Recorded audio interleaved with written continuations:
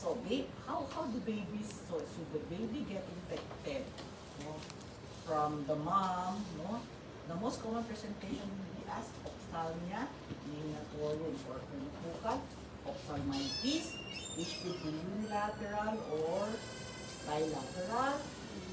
But gonococcal ophthalmia can occur at any age, but in babies, ito yung most common presentation niya, ha? So, should the baby be infected and be symptomatic? Take note, no, that the patient will have symptoms 1 to 4 days afterwards, so that's about 2nd to the 5th day of life. Ha? So it can present initially just with mild inflammation and a serosanguinous discharge, but if it's not recognized and not treated, the serosanguinous discharge within 24 hours will become thick and purulent with namamaga na yung eyes, no, tense edema of the eyelids, and marked chemosis, so namumula, no, that would occur, and again, if not recognized as gonococcal ophthalmia, it can lead to corneal ulceration, corneal rupture, and even blindness. So, sight threatening ang gonococcal ophthalmia. Okay, so be very mindful. That's why, can it be prevented? Yes. That's the reason part of the European newborn care is giving of eye prophylaxis, primarily to prevent this disease. Okay, so there is acute, you've heard of acute chronic inflammatory disease, right? So what happens is, in some patients, gonococcal may ascend from the urogenital tract, causing urethritis or epididymitis in post-pubertal males. Sa mga females naman, acute endometritis, salpingitis, and it includes peritonitis. Collectively, this is what you call as PID, no? Pelvic inflammatory disease, among post-pubertal periods. Ngayon, pag kasama pa yung paninilaw, diba, sa pathology, we report from the fallopian tube, it can find its way to the peritoneum, no, causing peritonitis, to the liver capsule, causing perihepatitis, and that's what is referred as Fitzhugh-Curtis syndrome. Ha? Okay, so gonococci may also invade the lymphatics and blood vessels and could cause either inguinal adenopathy, perineal, perianal, ischiorectal, and periprostatic abscess, or can is capable of a disseminated gonococcal infection. About PID last week, yeah, the clerks now are rotating the Children's Hospital. I get to see it every Wednesday, and what they happen to have chosen was PID. Hindi pa yung mahirap. I'm not so familiar with, kasi syempre these cases usually are handled more by gynecologists. Anyway, she's how old? 16 years old, obese siya, but happens to be sexually active or 15 lang siya having 13 yung unang niya partner, and claims to only have one partner na 21 years old yata. Di naman, kaya lang, so patient came, tapos meron siyang PIMOS, it is called PICOS, PIMOS na, anyway, meron pa siyang ganon. And she didn't find it abnormal that she was having vaginal discharge for as 1 year. Was not going for check-up. Anyway, ang kwento lang niya, 1 day before, had severe abdominal pain. Kaya lang yun, na they're able to elicit and exercise na may vaginal discharge, so automatically, PID na agad yung naisip. Tapos may tube ovarian abscess pa siya. Tapos, hirap naman yung pinili nyo.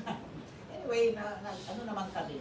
And not only that, when they, so, like, we will, the moment you work up, when a child has an STI, you need to work them up for other STI. So, yun, awaiting sila ng HIV test, pero syphilis na kumukhang latent siya lang, idudugtong natin mamaya yung kwento. Anyway, so in gonorrhea, so some patient, not usually adolescents kung makikita ng mga PID. So it could present not only as an uncomplicated urogenital infection, but it can become disseminated. Oh, not very common, but 1 to 3% can get disseminated. And interestingly, disseminated cases happen after an asymptomatic primary infection. No? Most common in women.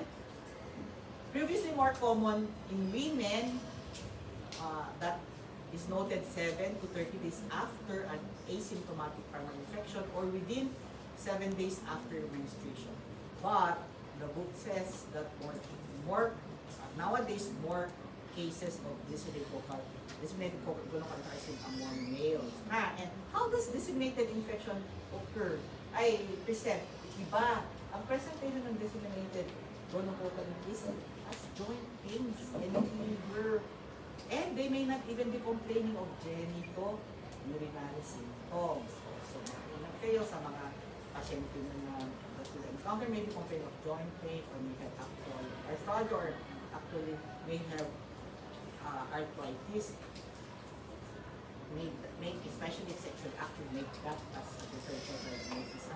Rarely would it present as carditis, meningitis, or even osteomyelitis. So there are two forms. What's called tenosynovitis dermatitis syndrome, which is more common. So these patients will present both with fever, will have systemic symptoms like fever, chill, and will have both skin lesions and joint pains, particularly on the wrist, hands, and fingers. And the skin lesions are described as painful, discrete 1 to 20 millimeters red macules or maculopapules or vesicles or even bullous or petechial. But very typical yung ganito itsura nyo. Ang necrotic, kasi bakit maitim siya, necrotic pustule on an erythematous base. And distributed unevenly over the extremities or on palms and plantar surfaces, not on the face and scalp. Okay, so tenosynovitis dermatitis syndrome will have both skin lesions and joint pains. And doing a blood culture will be useful, in cases like this, because we get to isolate gonorrhea from the blood. But doing a synovial fluid culture will almost always be negative. And the other form is a plain arthritis syndrome, suppurative arthritis syndrome, where systemic signs and symptoms are most prominent.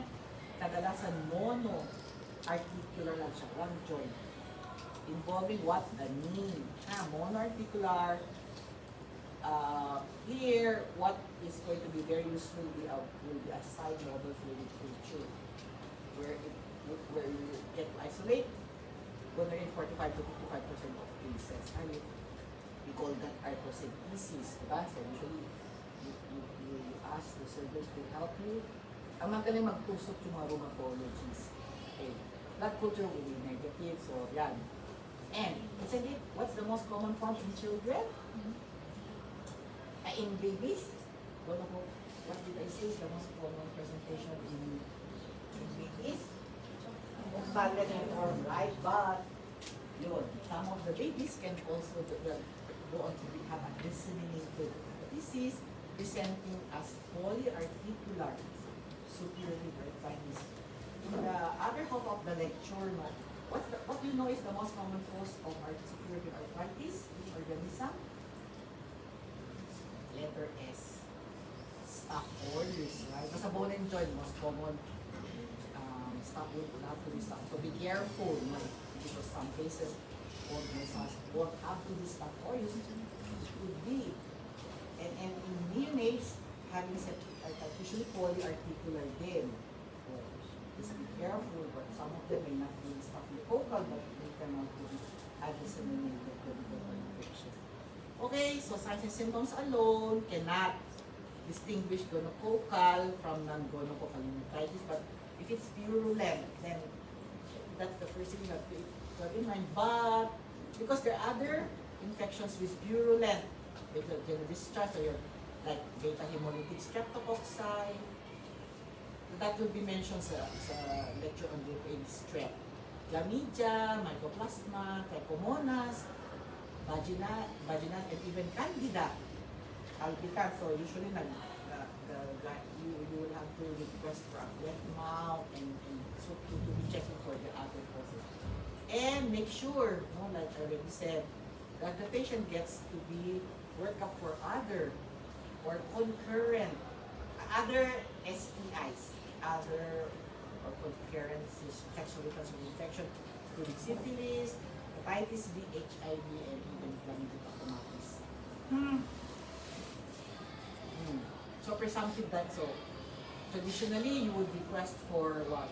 Gram stain, okay, of discharge or discharge, and if this were going to focal, what you look for, gram negative, the presence of gram negative intracellular diplococci. This is supposed to be sufficient among symptomatic males, but not very sufficient among females because there are two other organisms, Naima, Polymorpha, and Moraxella, which are homorpho, would present similarly. So it's not gram stain would appear to have low sensitivity in cervicitis and more so among asymptomatic people. So just be careful about the interpretation of gram stain among females. Pero sa symptomatic males, that is sufficient, okay, to consider the case as pneumococcal. Culture, so it's supposed to require a chocolate agar. Okay.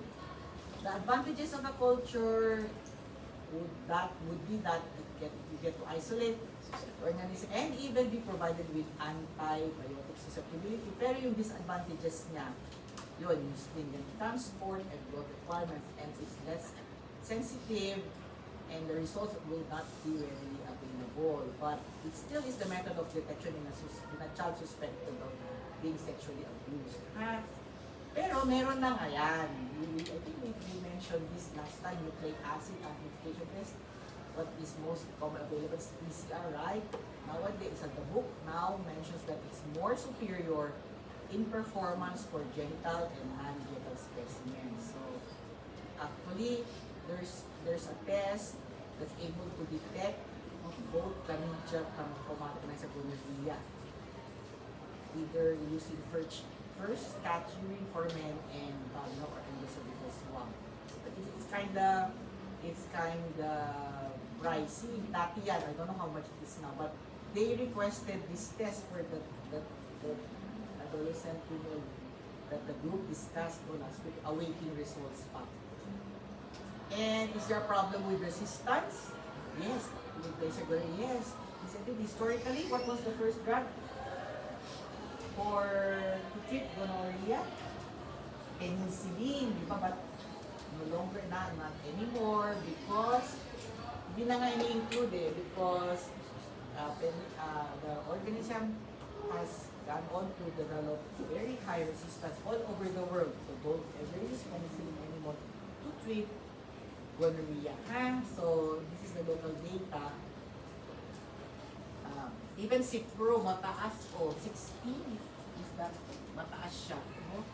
So that's why if you will follow the recommendation, so this is from the book, the drug of choice, for gonococcal infections remains to be third generation cephalosporin. So in neonates, it depends, So it could just be a single dose for those babies with ophthalmopneumatorum, but same drug, not ceftriaxone or ciprofloxacin, also prevalent is the same, is given for those who have disseminated disease, but usually for a longer period of time.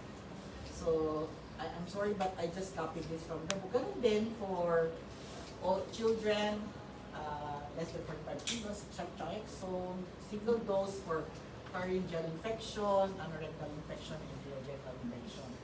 And even conjunctivitis, but for disseminated infection, same third generation is used, but for a longer period of time. Okay, ito yung sa adolescent, same. Single dose for pharyngeal, anorectal, and urogenital infection, and conjunctivitis, but disseminated infection is treated with ceftriaxone, but for a longer period of time, depending on the disease. Okay? But, biglang, take note that for those with gonococcal infections, there is co-infection with chlamydia.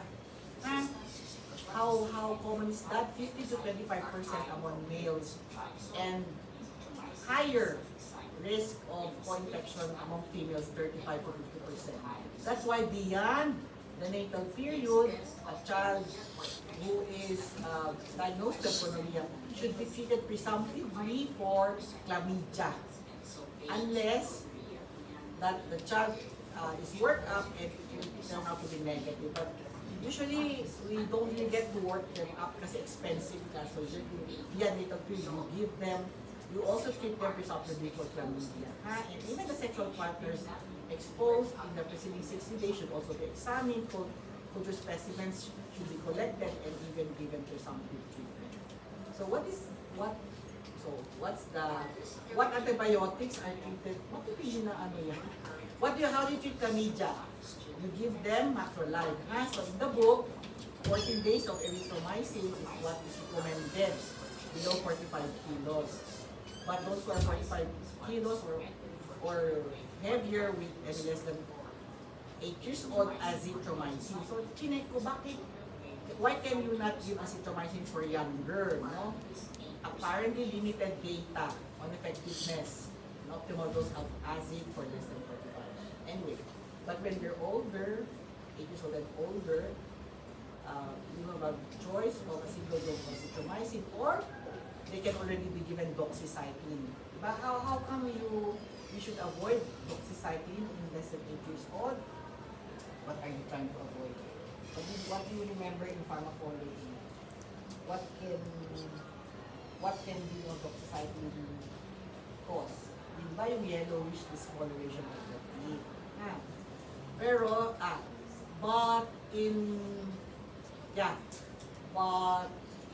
for older, for adolescents and, adolescents and older patients, what is preferred is doxycycline. They found out it's more effective than a single dose of azithromycin. Okay? So these are the complications: PID, infertility, ectopic pregnancy, chorioamnionitis, or even septic abortion.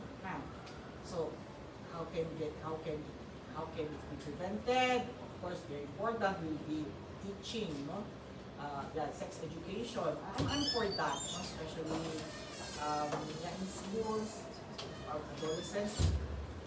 I think most schools now render sex education. For those who are sexually active, they need to counsel to be using various contraceptives. Also, prevention, also would include early detection and treatment of contact. And can gonococcal autonomy for be prevented? Yes, by giving of an ophthalmic ointment shortly after birth. And now, what we use in the nursery now is erythromycin. Dati, have you heard of the silver nitrate? Hindi na. Because it has been noted to cause chemical conjunctivitis. So, nurseries now give this erythromycin ointment soon after birth, specifically to prevent gonococcal ophthalmic. Okay, that's gonorrhea. Next, syphilis.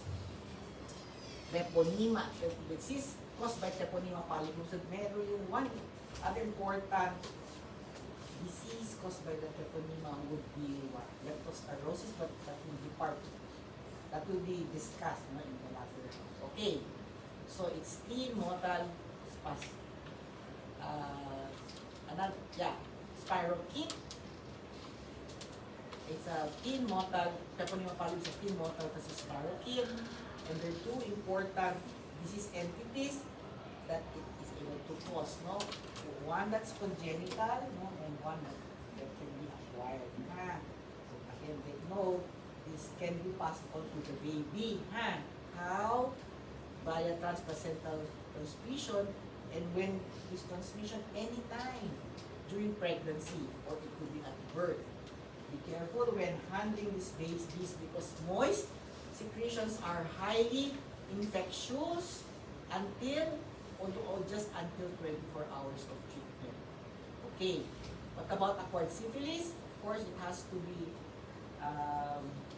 It has to be acquired by sexual contact. Incubation period takes about 10 to 90 days, but on the average 3 weeks. So be very careful when handling open, moist lesions of patients having primary or secondary stages because they're highly contagious. So usually you handle them with glove hand. You know that's as a healthcare practitioner. That's how you can get syphilis. So be careful. That's why you should be handling these patients with gloves. What about congenital syphilis? Untreated syphilis during pregnancy has a vertical transmission rate approaching 100%. So it's so and this can cause fetal or perinatal death in as much as 40% of infected infants. Unfortunate, so that's why all mothers, all of us, even including myself, when you become pregnant, you need to be screened for syphilis. Because a lot of women, just like gonorrhea, may not have symptoms, but yet they are infected.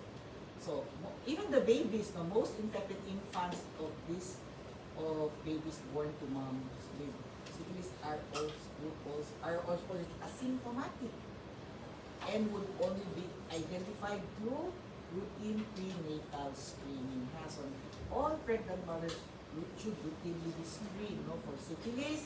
Tatlo yan. Syphilis, hepatitis B, and even HIV.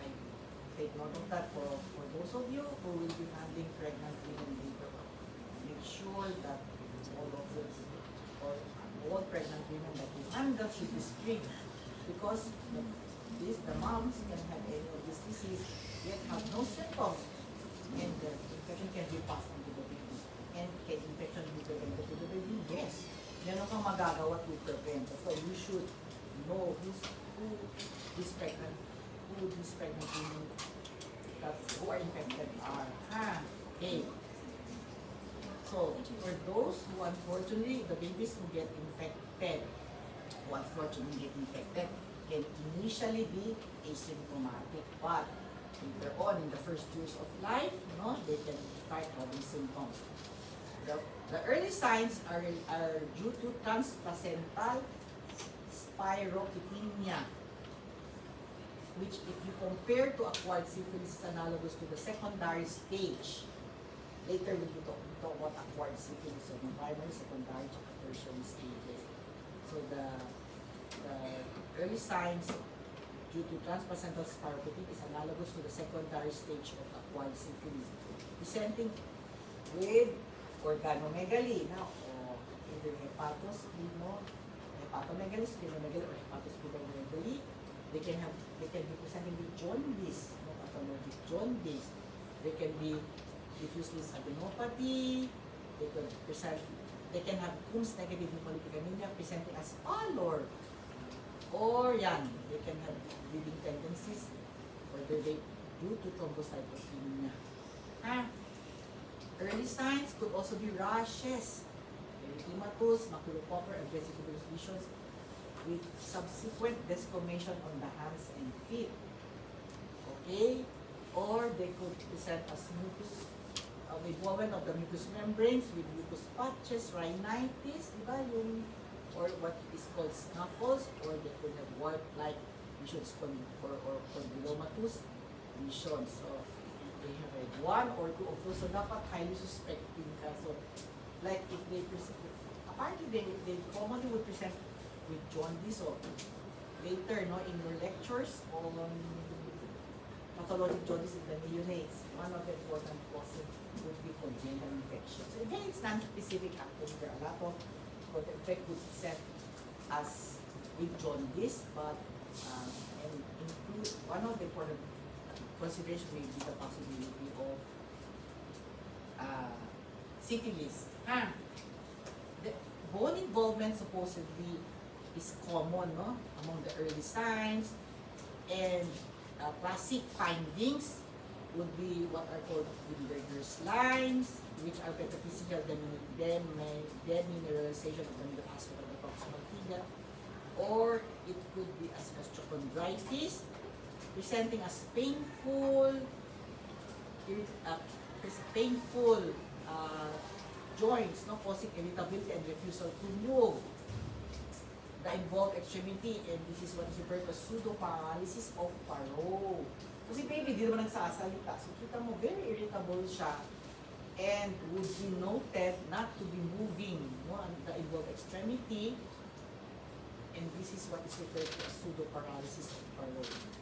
Or, so the radiologist will help you look for these findings, no, Wimberger's lines, osteochondritis, or even periostitis of the long bones. So that later, no, in a while, I will say part of the diagnostic workup, if you're considering congenital, is a X-ray of the long bones to look for these findings. Other manifestations could be as neurosyphilis, and even if there's neurosyphilis, the baby usually is often asymptomatic. So that again, part of the workup of congenital SY will be doing a CSF analysis. So failure to try, hindi sila lumalaki, sila tumataba. You should have the eyes examined, no follicular retinitis, nephritis, or even present with signs of nephrotic syndrome. And this less common, all of these here are the less common manifestations. Okay? Now, those are early signs. Napaka-non-specific. But, there are also, so the first 2 years, 1 to 2 years, but the baby may be asymptomatic all throughout until when he's much older, he would present with late signs. So in syphilis, in congenital syphilis, there are both early and late signs. So late signs would be due to chronic inflammation of the bone, teeth, and CNS. So yung symptoms, yan na yung can grow, Higoumenakis sign, tapos yung saber shin, scaphoid scapula, Hutchinson's teeth, mulberry molar, saddle nose. Dito sila, oh. I have a photo of that. Saddle nose is depression of the nasal root as a result of syphilitic rhinitis, or that kind of oh, what happened? What will I do?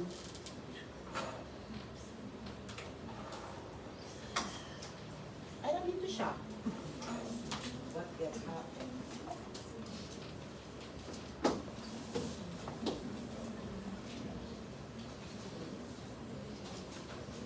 Oh, basta wala. But it's here. What will I do? Ano naman?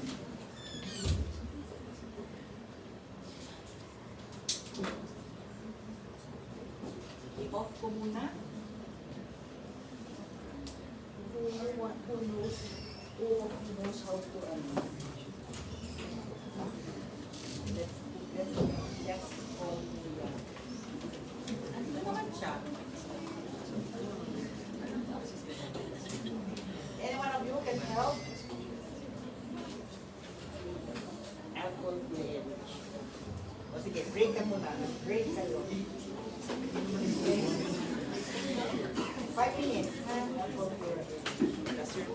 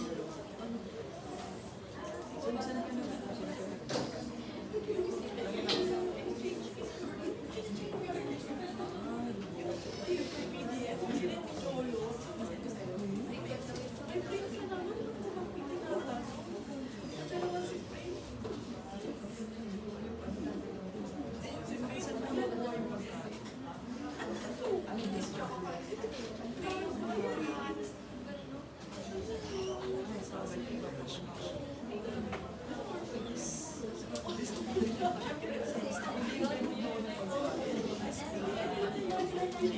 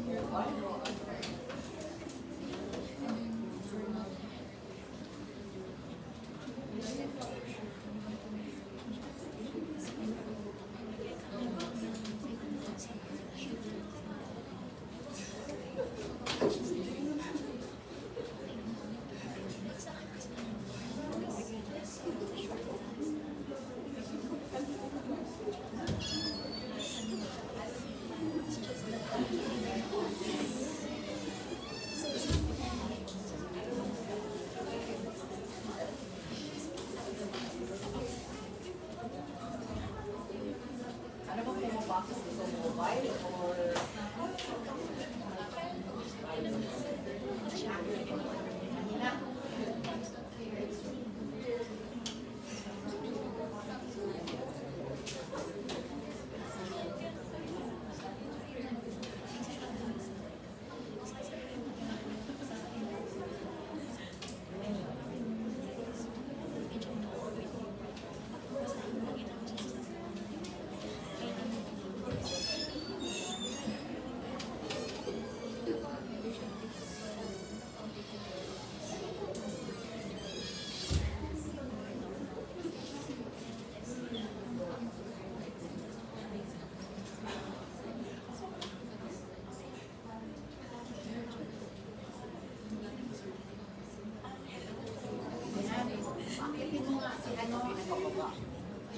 oo, off siya eh. Pero mas masarap na po.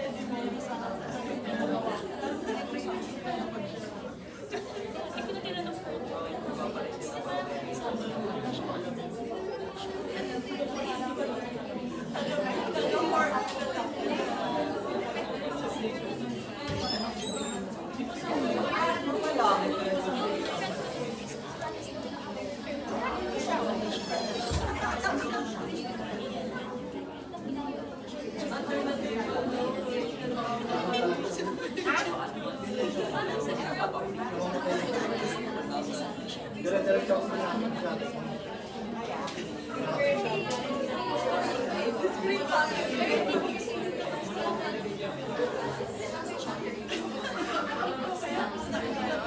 Ano po? Anong spot mo?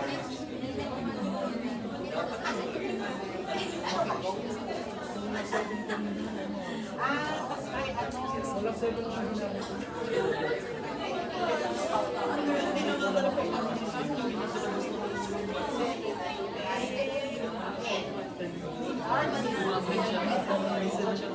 Ganun yung kayo mga subject ng Sabado.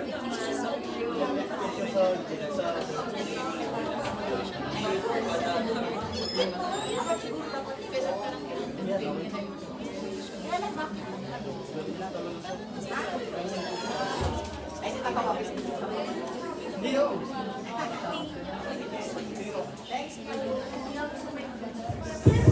Okay. Oh, buti pala nag-off pala, nag-rest muna kayo. Anyway, sabi ni Kuya, may span lang yata siya kasi tumigil siya kusa. Napagod siya. Anyway, so early signs, we're done with this. O late signs. So I was talking about the ano to? The saddle nose, where you notice that the nasal root of the baby is depressed and is a result of the snuffles or yung syphilitic rhinitis that happens to destroy the adjacent bone and cartilage. And then there's the raggedies. These are linear scars that extend in a spoke-like pattern around the mouth, the anus, and genitalia. So merong juvenile paresis, tabes dorsalis, yun, so there's even a triad when you come across a baby with Hutchinson's stick, interstitial keratitis, and the 8-nerve deafness. Well, this is what is called the Hutchinson's triad. But each can present. But that the baby, it's possible the baby can present just with either Hutchinson's stick, interstitial keratitis, or even 8-nerve deafness. So there's Clapton joint. So you go through this keratitis, like I said, and even deafness. So these are pictures. Yan o, yung high arc palate. Interferation of the palate is also considered pathognomonic. Yan o. And yan yung saddle nose, the Hutchinson's peg. Match. No? Or yun nga, osteochondritis, periosteitis of the long bones in the knee. Be highly respecting. I can relate, we have enough time. I remember of 2 cases. There was one case years back. The baby was supposed admitted for pallor, severe pallor. And they were considering, he was like 2-3 months old. They were considering hemolytic anemia. Okay, so I made my round. And then, maputla nga siya. So then when we examined the baby, nakapansin ko may organomegaly. Tapos sabi ko, bakit parang nagbabakbak yung kamay at paa? So good that tinuturo ko. Hindi naman lang tinuturo ay nakikita namin. Anyway, I suddenly thought about the possibility of cultural SY. Sabi ko, wait. Ay, mother, sabi ko, what are those desquamation? How did the skin look like earlier? So sabi ko, meron siyang mga maculopapular rashes before, but eventually nag-back. Oh, sabi ko. So I called the residents to the site. Lumabas ko na sabi, halika, sabi ko, can you please check? Kasi nasa ward sila eh. Because when you're asking delicate questions, as much as possible, make it private. No? Sabi ko, can you please double check with the mom, no? Whether she was ever screened for syphilis or not. And you know, eventually we found out, ano pala siya, she used to be a GRO. Okay, and then I noticed and I also said, if this were hemolytic anemia, how come there's organomegaly? It should not be part of criminal technique. Anyway, so true enough, the patient ended up at the patient eventually was found to have congenital S1. Ganon, hindi naman yung, di ba, ang daming early signs. Pwede namang hindi lahat yun ni lalabas. So that's why highly suspected ka. Yung isa naman, nakita daw sa ER, tapos may rashes. And what did they think? Oh, nakalimutan ko yung inisip nila. And then they had the baby transferred to San Lazaro. And the baby turned to be not what they were thinking of. Pero ano pala siya, congenital S1. Not so long ago, resident told me, sabi niya, ma'am, meron akong nakita pasyente sa clinic ko. Tapos naalala ko yung tinuro mo, bakit? Sabi ko, yun. He noted that the baby, malaki na siya, 3-4 years old. Head goes, Hutchinson's teeth, head saddle nose, yet apparently he was never worked up. So it looks like the baby may have been asymptomatic and later on have all of those abnormalities. So yun, be careful because you may be missing some of them. That's why I said it's so important for the mom to be screened. Okay. And then yun nga. So what about acquired syphilis? That's congenital syphilis. Now let's talk about acquired syphilis. They occur in 3 stages. Primary, secondary, and then they can proceed to, they be in a latent phase, and then they can proceed to the tertiary phase. So primary syphilis presents classically as ulcers, painless ulcers, or called chancres, where at the site of entry, usually the genitalia. Pero ang lolokohan nga kami, di ba pwede sa kamay mo pag for example nga, nahawakan mo yung baby, no, with ungloved hands, and that's how you got infected.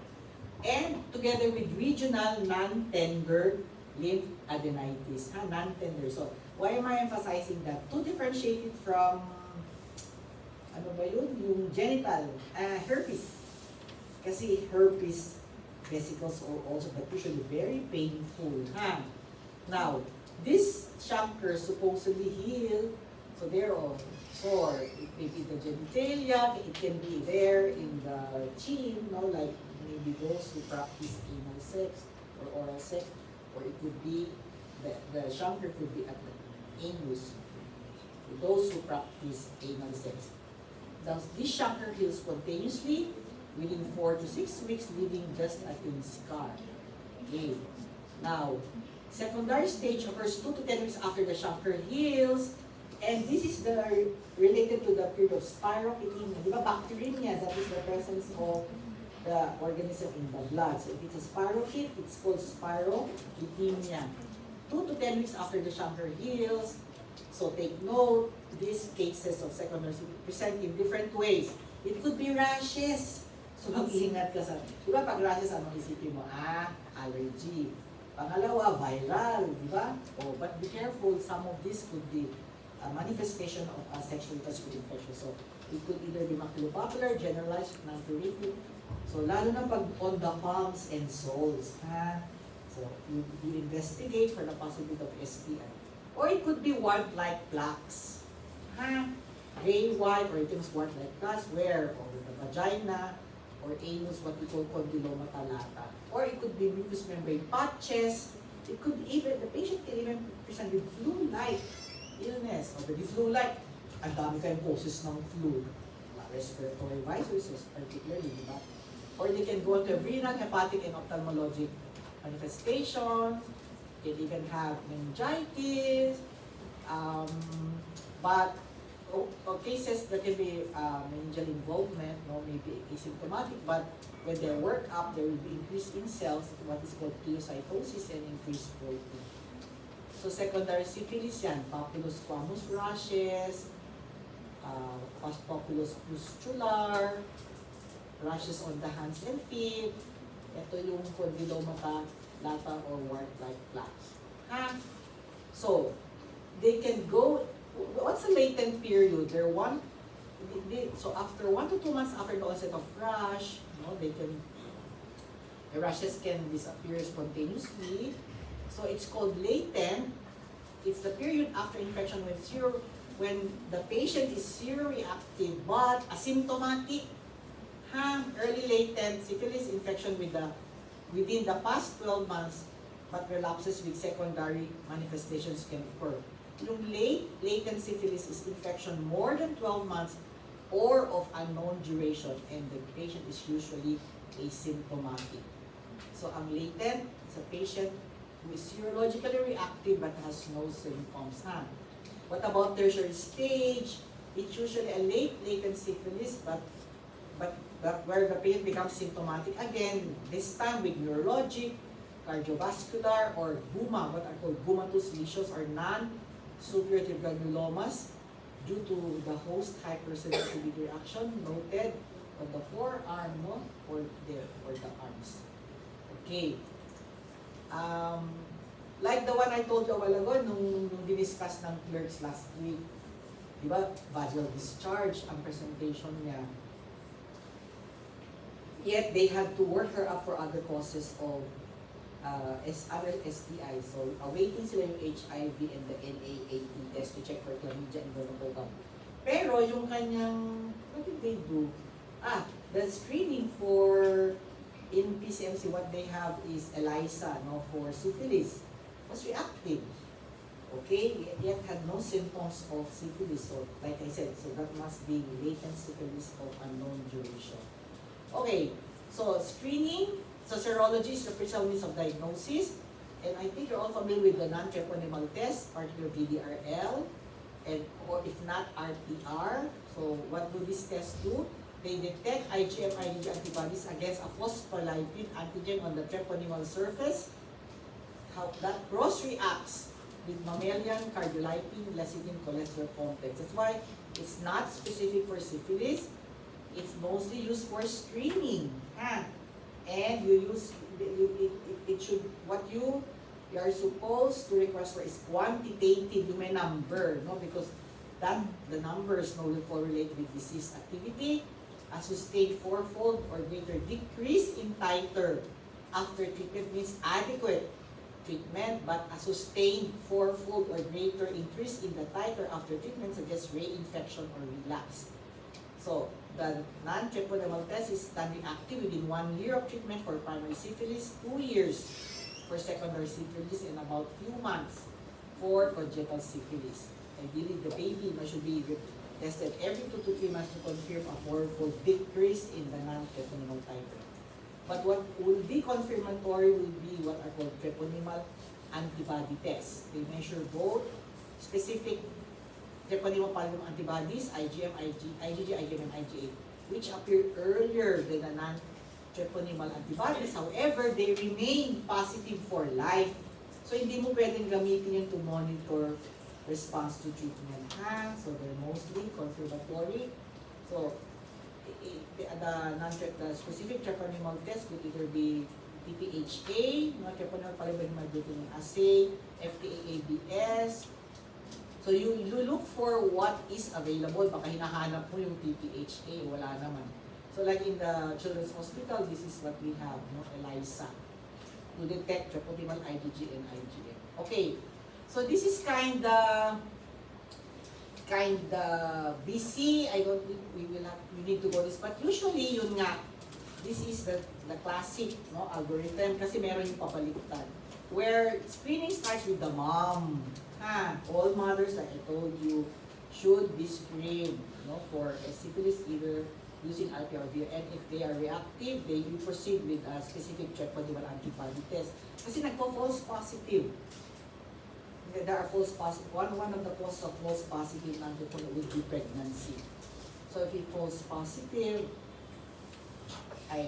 but if it's reactive yun, eto na yung mga sanga-sanga how to go about. But it's a little confusing, so let me just go through the categories. Okay, in babies who either has possible, probable, or confirmed congenital SY. So it's the baby is said to have proven or highly probable congenital SY if the baby happens to have any of the abnormal physical findings consistent with congenital SY. Diba? You remember the early signs.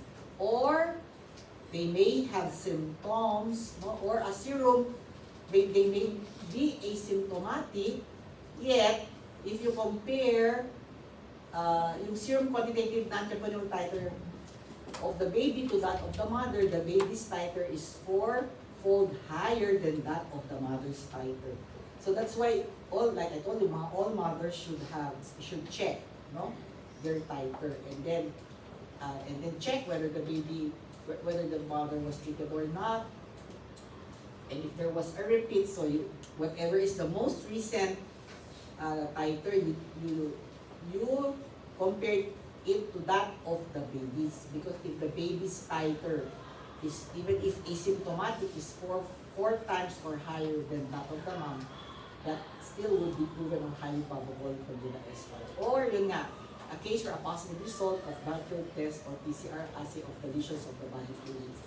So how do you go about evaluating? It includes CSF analysis, no? See if CSF BDRL can be included, a CBC, and this other test will be as indicated, yun, long bone, actually the long bones, chest x-ray, kung meron siyang, you check the transaminases, should there be liver involvement, you go on, you have the eyes check, go for neuroimaging, and even go for auditory brainstem response. So if it's assessed as proven or highly probable, what is recommended is 10 days of aqueous crystalline pendy or yung pendy sodium. Okay? So don't just disregard procaine, because that's what's given intramuscularly, which is not given locally available. So it's possible, it's a case of possible congenital syphilis if the infant's physical exam is normal and the serum quantitative non-treponema titer of the baby is equal to or less than 4-fold the maternal titer. So you remember it should be 4-fold or more. Kasi kung asymptomatic but the serum titer of the baby is equal to that of the mom or less than 4-fold that of the mom, and any one of the following: mother was not treated, was inadequately treated, or had no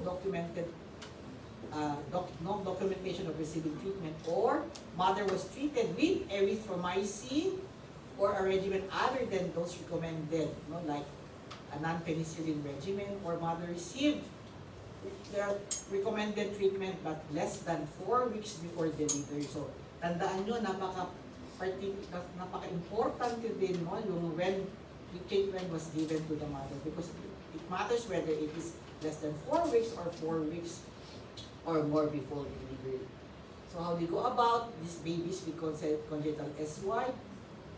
Possible congenital SY, yan. Again, you include CSF analysis, that which should include CSF BDRL, CBC, long bone X-ray, and even just that, no?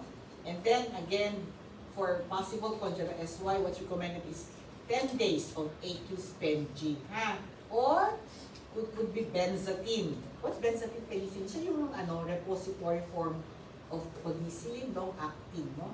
Given intramuscularly.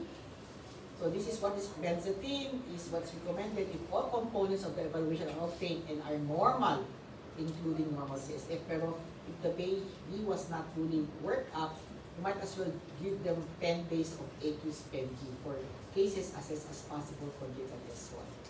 So congenital SY is less likely if the baby's P is normal and the serum quantitative non-treponemal serologic titer is equal to or less than 4-fold that of the mom, and the mother was treated during pregnancy, treatment was appropriate for the stage of infection, and treatment was administered more than 4 weeks before delivery, and mother has no evidence of reinfection or relapse. So here, the baby really need not be worked up, but for this situation, no babies with congenital is less likely, but with the background of this, single dose of benzathine penicillin, okay, is what is given.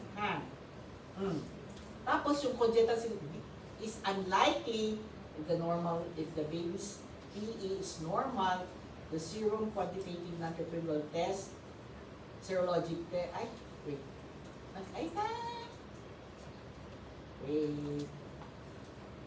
Yan. Ano yung kanina? Less likely. Pag unlikely, the PE is normal, the serum quantitative non-treponema steroid titer is equal to or less than fourfold that of the mom, and the mother was adequately treated before pregnancy, and mother's non-treponemal serologic titer remained low and stable, that's what we call the serofast, before and during pregnancy and at delivery. So this one for cases like no recommended evaluation and no treatment required, but infants with reactive non-treponemal test should be followed serologically to ensure test result returns to a negative benzathine if given benzathine penicillin G. Okay. So this is the recommended treatment for syphilis in patients more than 1 month old. So if it's congenital SY, AQ Speng G for 10 days. If it's primary for acquired syphilis, if it's primary, secondary, and early latent syphilis, what is recommended is a single dose of benzathine penicillin. But if it's late latent or syphilis of unknown duration, it's also benzathine penicillin that is recommended, but for 3 doses weekly for 3 weeks. Katulad yung adolescent that we discussed with the nurse last week. Parang she would fall under latent kasi seroreactive siya, but it's not symptomatic, so we consider as syphilis of unknown duration. So what we recommended is to give benzathine penicillin, not just a single dose, but weekly for 3 weeks. Okay, so tertiary syphilis, no, should this be established, also is treated with benzathine penicillin. Tertiary is also treated with AQs penicillin for 10 to 14 days. Wait, I'm getting confused. Si tertiary, ang neurosyphilis is treated with, so if you're able to establish neurosyphilis, that AQ Speng should be treated for 10 to 14 days. Pero, yung tawag dito, tertiary syphilis, those who went on to develop humas, di ba? So, also benzathine as 3 doses, so weekly for 3 weeks. Okay? So, ang primary, ang unknown, there, latent syphilis or syphilis of unknown duration, pati yung, so usually are given, and even tertiary syphilis are given 3 doses of benzathine penicillin weekly for 2 doses. Okay? So, let's move on to chlamydia infection. So, we're done with what was the first? Gonorrhea, then syphilis. What about chlamydia? What's Chlamydia trachomatis? An obligate intracellular bacterium with 18 serologic variants classified into 2 biologic variants, oculogenital, serovirus, and lymphogranuloma venereal. But we won't discuss LGV anymore because we don't see that in children. So it's the most common reportable STD in the US with high rates among sexually active adolescents and young adults. Pag sexually abused, gonorrhea, but in general, usually chlamydia. If you ask me, do we have, unfortunately, we don't have local data. We do have for HIV, but not really for gonorrhea and even chlamydia.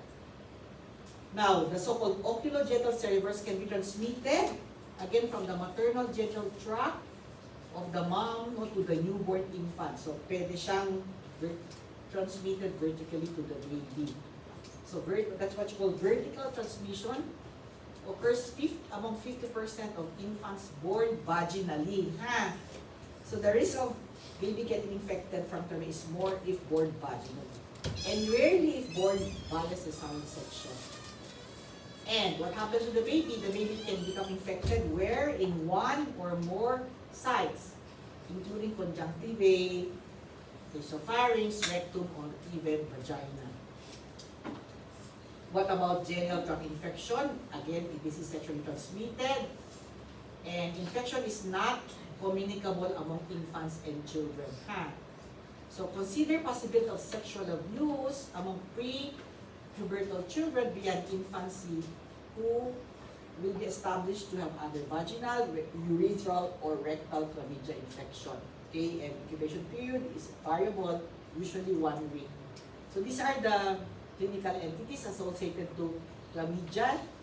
Of course, there's inclusion conjunctivitis, there's pneumonia, there's a chronic eye infection called trachoma, and there are genital tract infections, and there's even LGV caused by the LGV serovirus, but like I said, we won't include that. Okay, what's inclusion conjunctivitis? This occurs in 30 to 50% of babies born to mothers with active untreated chlamydia, presenting as eye discharge when 5 to 14 days to several weeks later after birth, and lasts for about 1 to 2 weeks. So what did you notice as compared to gonorrhea? Di ba sa gonorrhea, when you notice it? 1 to 4 days after birth. Itong si chlamydia, will be noted a little later, no? 5 to 14 days or even much later after birth, and lasts only for 1 to 2 weeks. So severity ranges from mild injection, so pamumula yan with scant mucoid discharge, to that of severe copious purulent discharge, emesis, and pseudomembrane formation. Usually in these cases, conjunctivae is noted to be friable, and when you try to swab, it bleeds. So pseudomembrane, usually napapansin. What do you call this? The ophthalmologist will take note of that.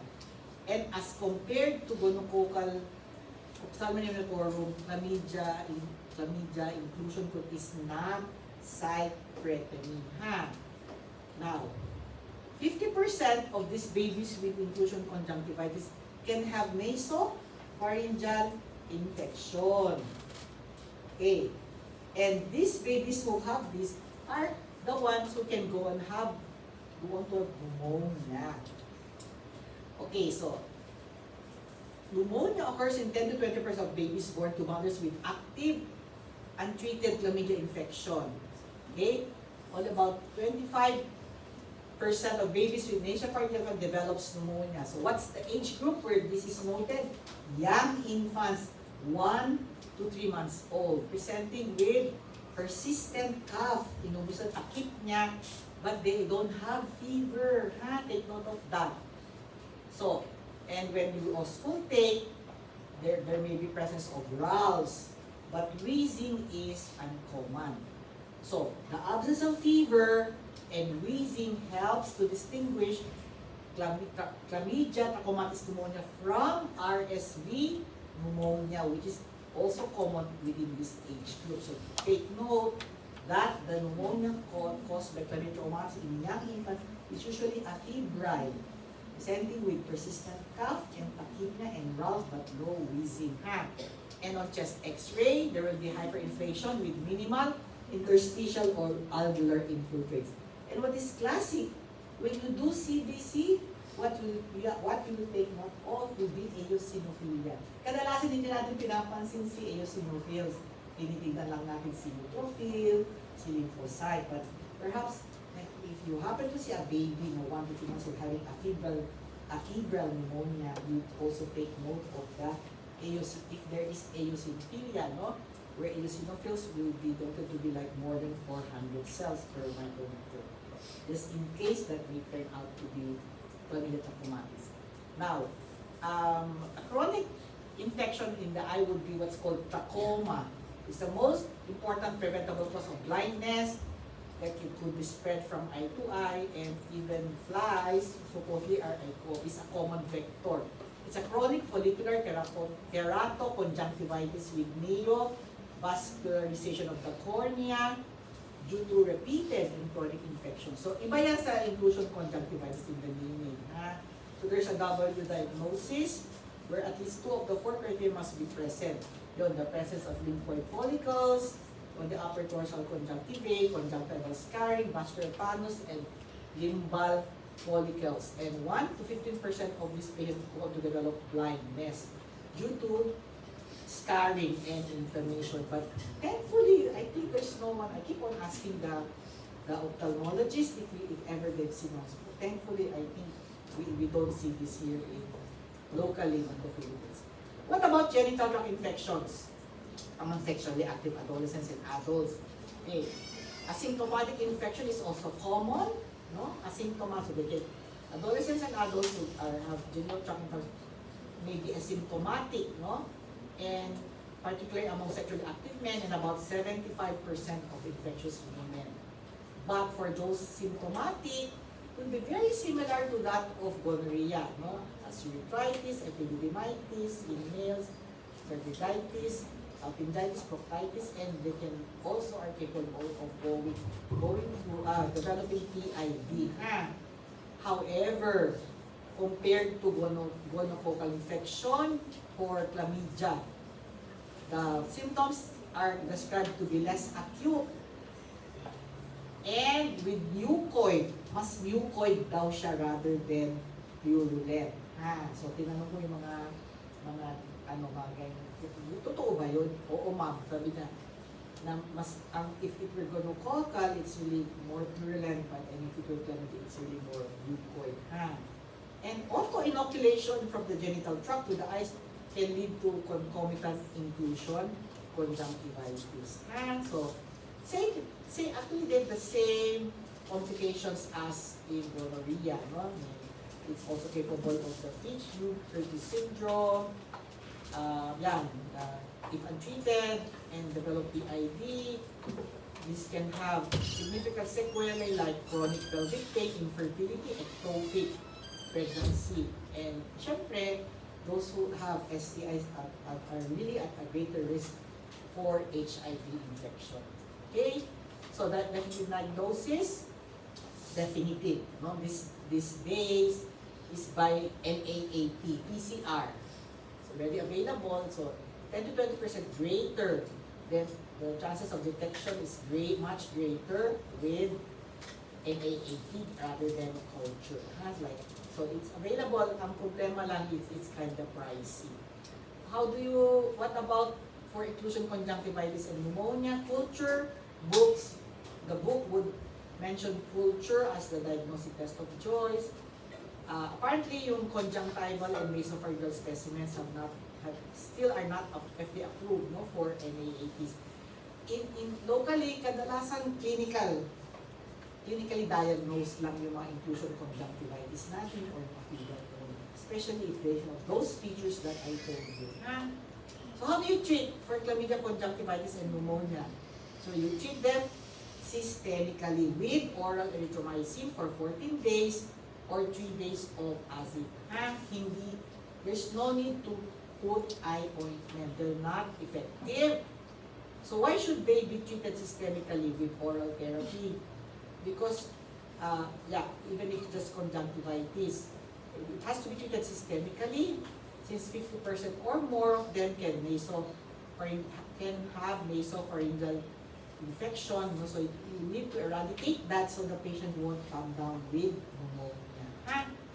So, if you come across a child, baby with persistent cough, takip niya, tapos febrile, more so, no, if you always ask if there was eye discharge earlier, kasi pwede mawala yung eye discharge na or during the disease, then you should highly consider the possibility of Kabinet Tachymonas. Now, if ever you give erythromycin, make sure you always mention about the possibility of infantile hypertrophic pyloric stenosis. Isn't it? That's a very important side effect of giving erythromycin. That could present as vomiting. Okay, so this I already showed this earlier. How do you treat chlamydia genital infections? Usually, 14 days of erythromycin for those children less than 45 kilos, a single also for 45 kilos, but for those 45 kilos or heavier at less than 8, pwedeng single dose of erythromycin. But for older patients, it could be acid or doxy, but like I already told you, doxy for adolescents and adults, doxycycline is what is preferred over azithromycin, as it's supposed to be more effective. Okay? How is trachoma treated? WHO now recommends a single dose of azithromycin, 20 milligrams per kilo, max of 1 gram for improved appearance and efficacy. Okay. So control measures, well, unfortunately, the book mentions this annual routine screening, but I don't think this is being done here in the Philippines. Okay, and can neonatal chlamydial conjunctivitis be prevented? No, because recommended topical prophylaxis will not prevent neonatal chlamydial conjunctivitis or even extraocular infections. Okay, so let's shift to, it's 11, so hopefully we can be done in a few minutes before 12. So let's shift to two important organisms causing mostly what we call atypical pneumonia.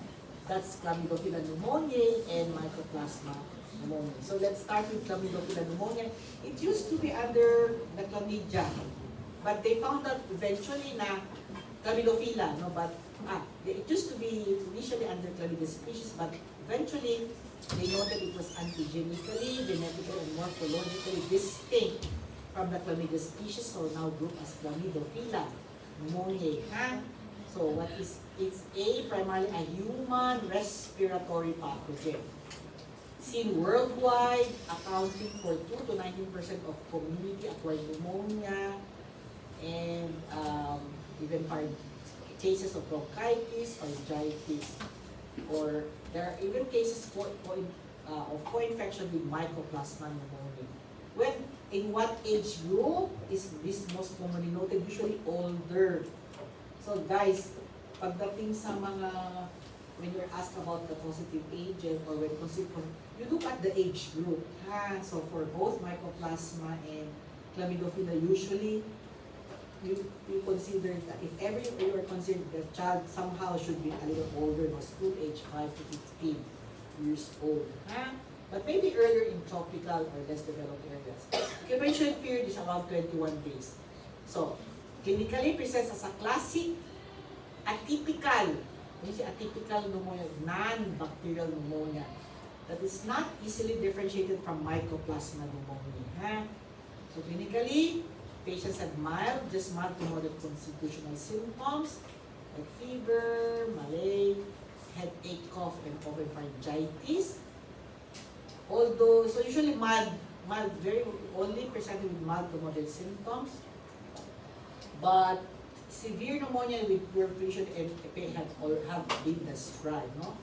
And this is one organism that could cause a pertussis-like illness. In the next lecture, kasama si Bordetella pertussis. So, Bordetella pertussis present with yung pertussoid cough is what? Yung, ang tawag nito? Yung series of uninterrupted cough.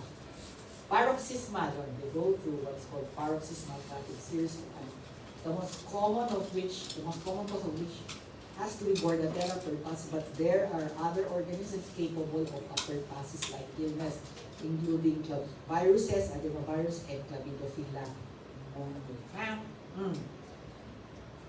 And another thing to take note of, it can serve as an infectious trigger for asthma, pulmonary exacerbations in cystic fibrosis, and even acute chest syndrome in sickle cell anemia. But this is just nice, kasi walang cystic fibrosis at sickle cell anemia dito sa Pilipinas. So just remember that Chlamydophila pneumoniae could be an infectious trigger for asthma, but there are other infectious triggers, including viruses. So, in a few cases, can also be a cause of otitis media, but mostly as co-infection with other material. Kasi ang most common cause of bacterial cause of acute otitis media would still be strep pneumo or non-typhoid HP.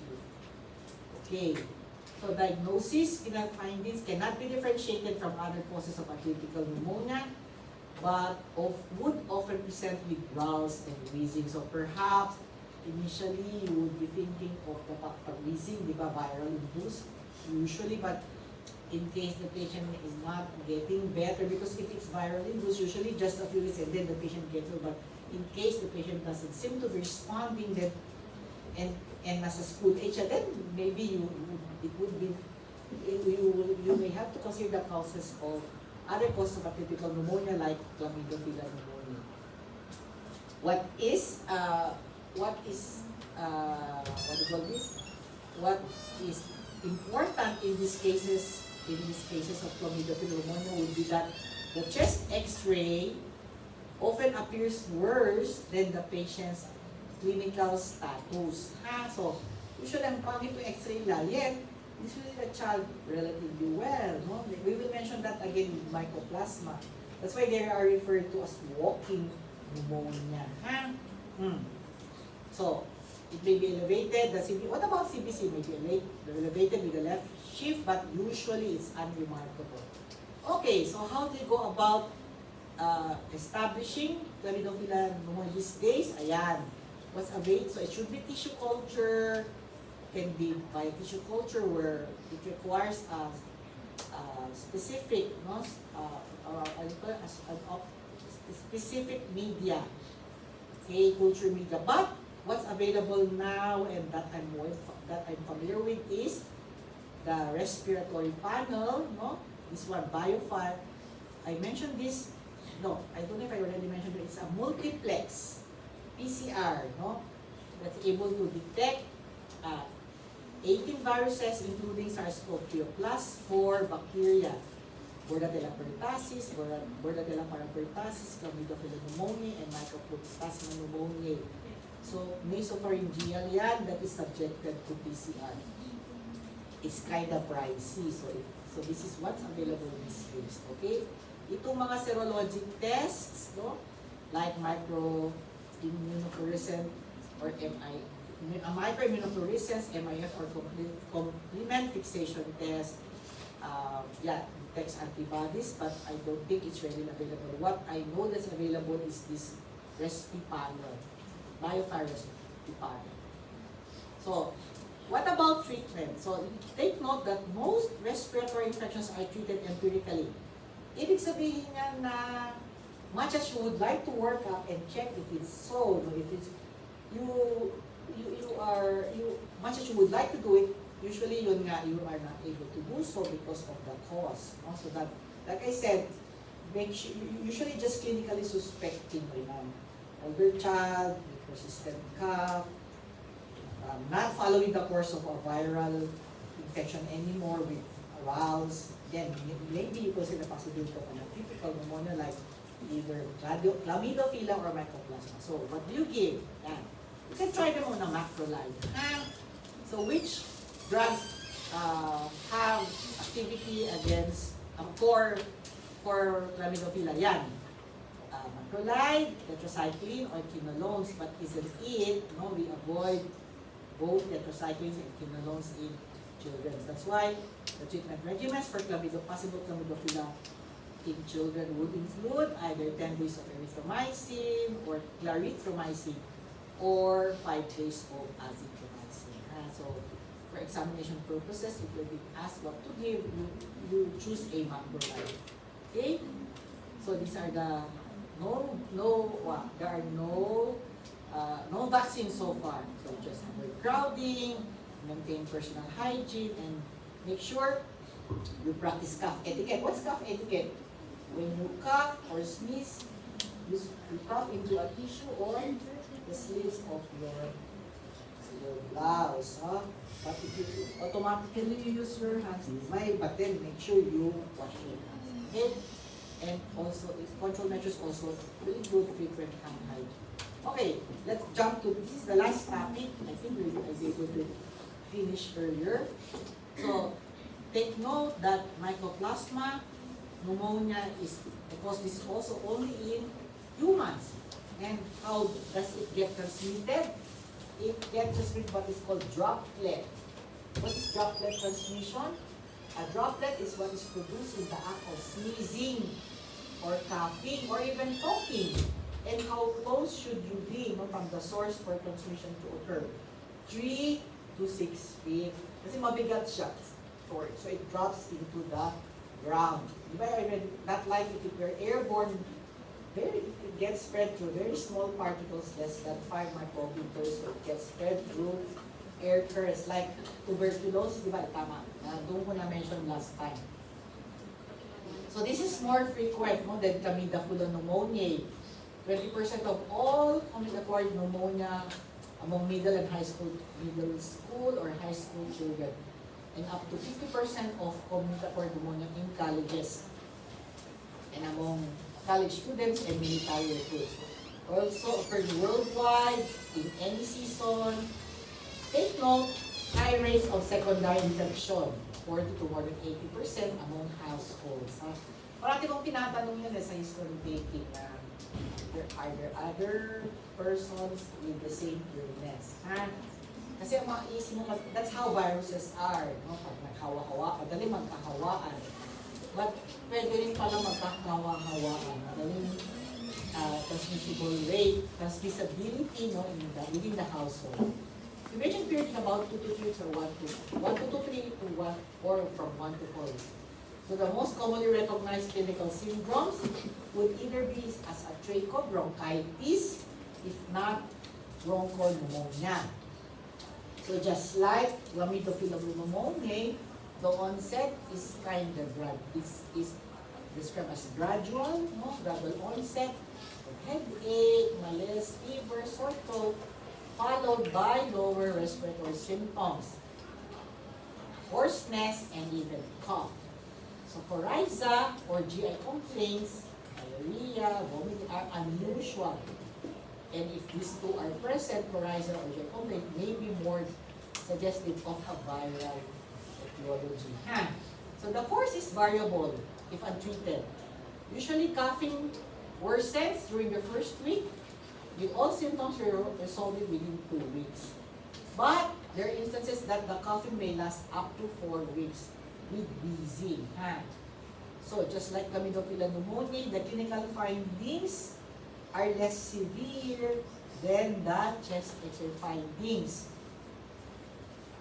May significant findings on X-ray, yet clinically, clinical findings are less. So that's why that is what referred to as walking pneumonia. So these cases generally recover without complications. Okay.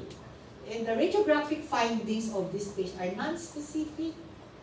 Usually it could be interstitial or bronchopneumonic, most common in the lower lobes. Okay, but bilateral diffuse infiltrates, lobar, or even with hilar adenopathy would be seen in 30% of cases.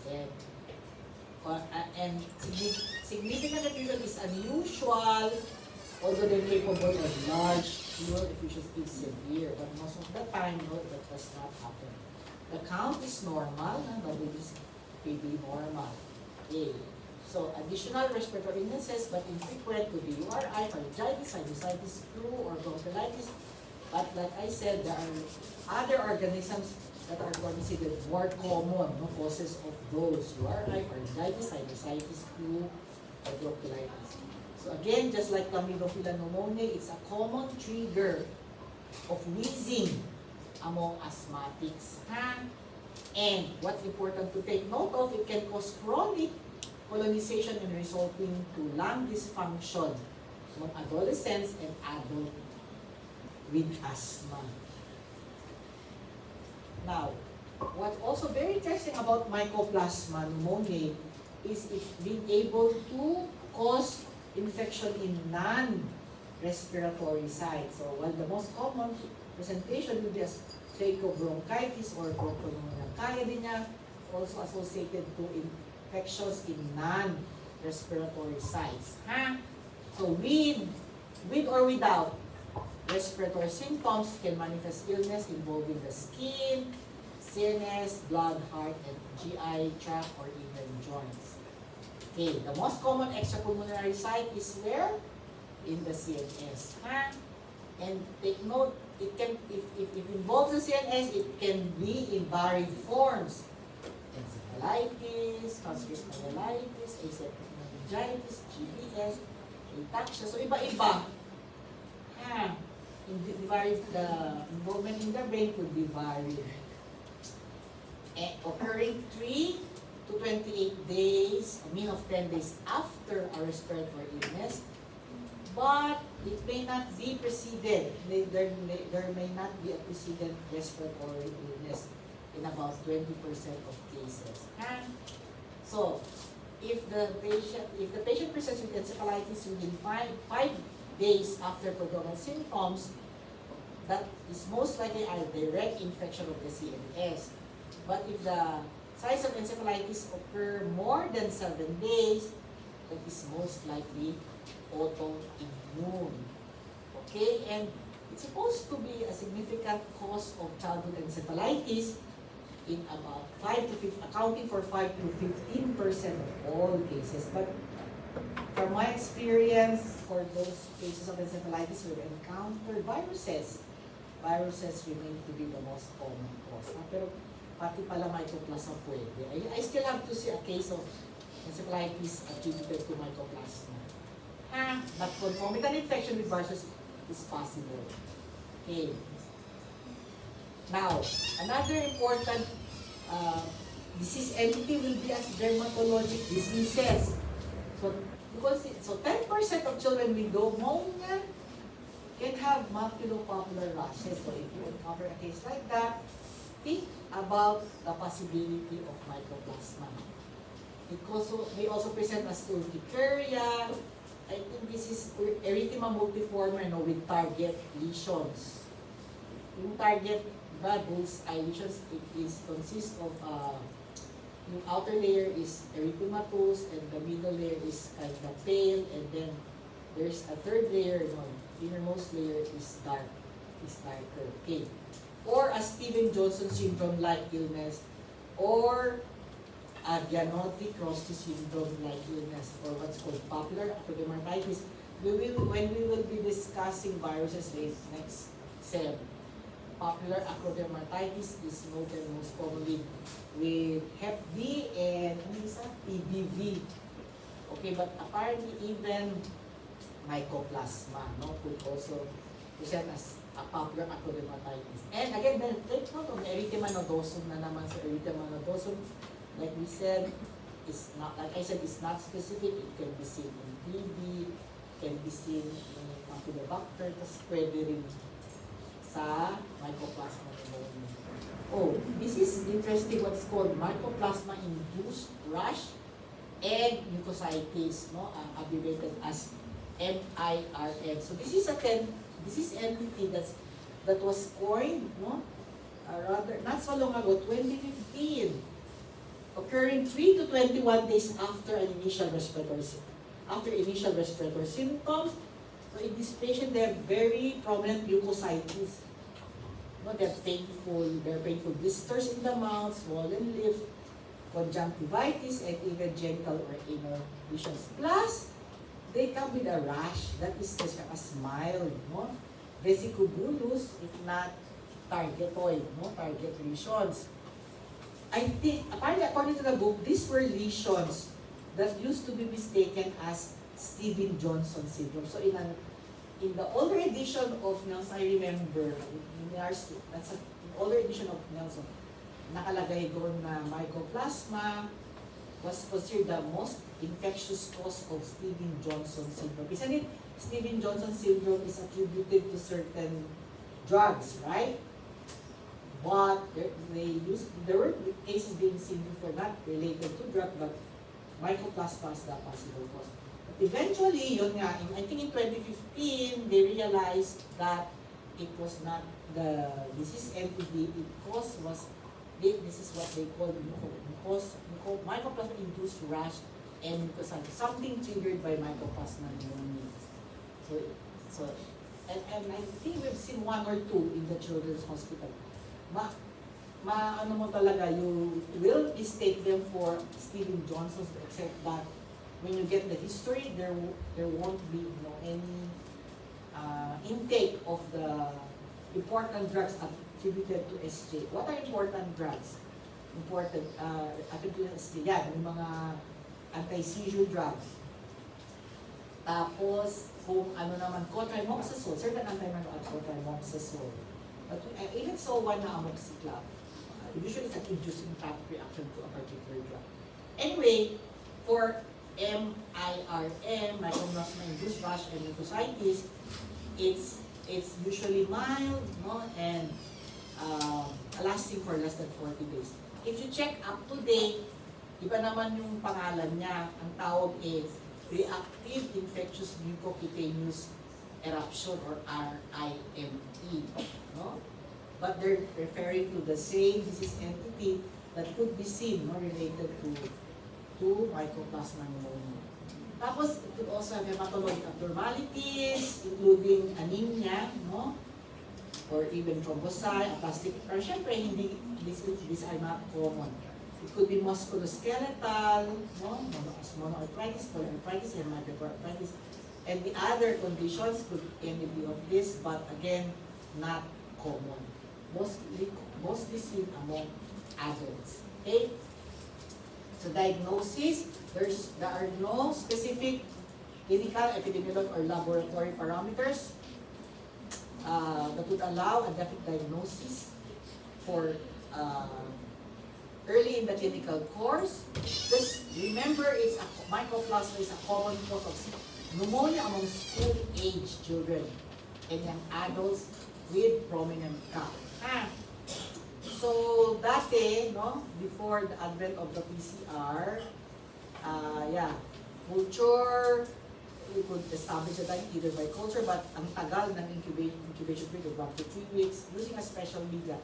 And then there's also serology, attributed to high false positives and false negative rates. Kasi, yung IgM niya is not detected within the first week after the onset. So, if you happen to have it done at negative, false negative yun, di ba? And it could last up to 6 to 12 months. So, yan na yung, that gives it, that is the one that caused a false positive situation. Okay, but nowadays, there's already PCR. As part of the recipe panel, di ba, I told you, recipe panel. How do you know? Ayaw na yata. But there's already recipe panel.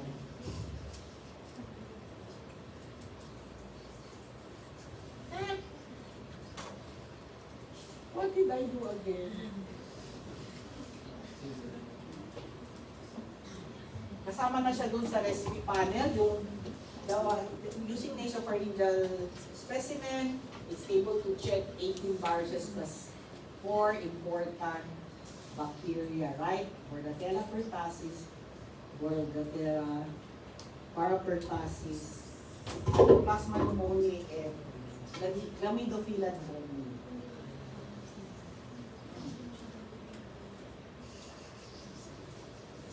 Ayaw na.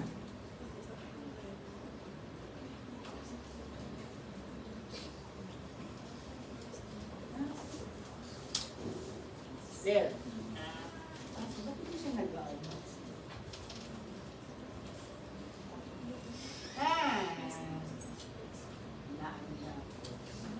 Wait, sorry guys.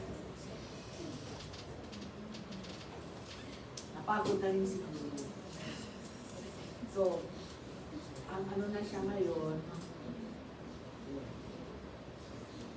ayun talaga, oh. Anyway, full serology, but sorry for that. So nowadays, if you were to be asked how to establish diagnosis, how do you make a definitive diagnosis of mycoplasma, yan, DNA PCR based. So the sensitivity and specificity goes up to 80% to more than 95%. Yun ba? As part of the respiratory panel, mahal nga lang. Mahal lang. Okay, and so treatment. So acute bronchitis and URI usually are mild and self-limited. They're resistant to penicillins and cephalosporins because of the absence of a cell wall. That's why if you're highly suspecting, to give a macrolide. Okay, so what's preferred would either be 10 days of clarithromycin or 5 days of azithromycin.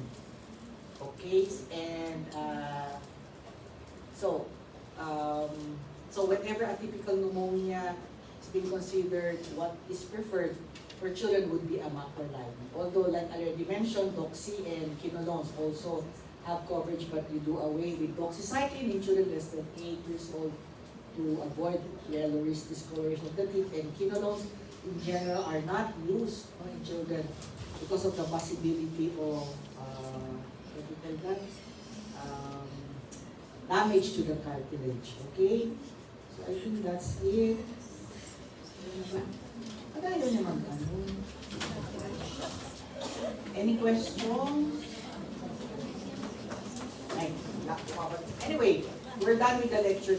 That is just the half, my dear. May you have another 5 hours. Next year, but not me anymore.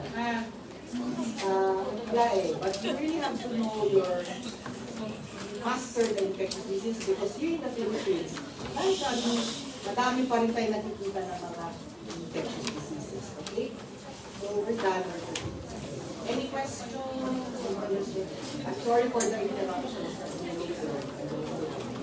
Siguro pagod na.